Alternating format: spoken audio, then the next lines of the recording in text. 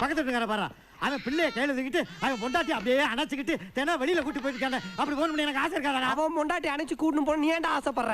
வெவண்டாவதம் பேசாத. பசிர்பாய் வீட்டு கல்யாணத்துக்கு போறதை விட உனக்கு வேலை தான் முக்கியம்னா அப்படி ஒரு வேலை நம்ம குடும்பத்துக்கு தேவை. கருத்தட ஆபரேஷன் பண்ண பண்ணி மாதிரி குதிச்சிட்டு இருக்கிற ஏன் இப்படி கோவப்படுறீங்க? அவன் வருவாங்க. அவன் வர்ற மாதிரி அடி பேசிக்கிட்டு அவன் வர மாட்டாச்சு. அவன் வரமாட்டான். என் மானம் போச்சு, மரியாதை போச்சு, கௌரவமே போச்சியா? யோ வீராக்கு என்ன ஆச்சு? ஒண்ணு இல்லையா, இப்ப வீராவுக்கு பிறந்த குழந்தைக்கு அப்பா யாருன்னு தெரியலையா, அதுதான் இந்த குழப்பத்துக்கே காரணம். அதெல்லாம் ஒண்ணு இல்லையா, அவன் பையன் ஏதோ லஞ்சம் வாங்கியிருக்கானா, அந்த விஷயம் தெரிஞ்சு போலீஸ் அவனை அரெஸ்ட் பண்ண வர்றாங்களாம். தெரிஞ்ச மாதிரி பேசாதயா, எல்லாம் கள்ள தொடர்பு தான். இவன் பொண்டாட்டிக்கு மளிகை கடைக்காரனுக்கும் தொடர்பு இருக்குதான், அதனால வந்த குழப்பம் தாயா இது. இந்த 4 பேர் 4 விதமா பேசுவாங்கன்னு சொல்லுவாங்களே, அந்த 4 பேர் நீங்க தானா?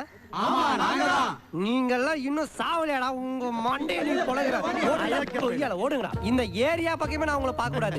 ஏன்னா என்ன இப்படி மானத்தை வாங்கிட்டு இருக்கேன்? இப்ப என்ன நான் பஷீர் பாய் கல்யாணத்துக்கு நான் வரேன், ஓகேவா? செல்ல குட்டிங்க, பஷீர் பாய் கல்யாணத்துக்கு போறோமா, பிரியாணி சாப்பிட போறோமா? அவனா யார் அந்த பஷீர் பாய்? யாருக்குடா தெரியும்? எச்சு போலான்னு கீழே குனிஞ்சேன்.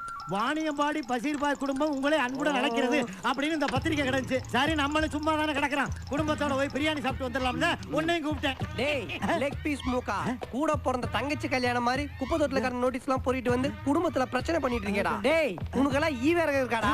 ஒரு 50 ரூபா கேட்டுனா பிரியாணிக்கு நான் கொடுத்துருப்பேன். அதெல்லாம் நல்லா இருக்காதுடா, பாய் தாண்டா பிரியாணி நல்லா கிட்டுவாங்க. வேணா சித்தியா காட்டி பாரு. இப்போ நான் உனக்கு கிண்டறது நல்லா இருக்கு பாரு. லேடிஸ் டச் பண்ணாத, இப்படி வாடா, இந்த பக்கம் வா, தள்ளி விட்டு வரலாம் பாரு.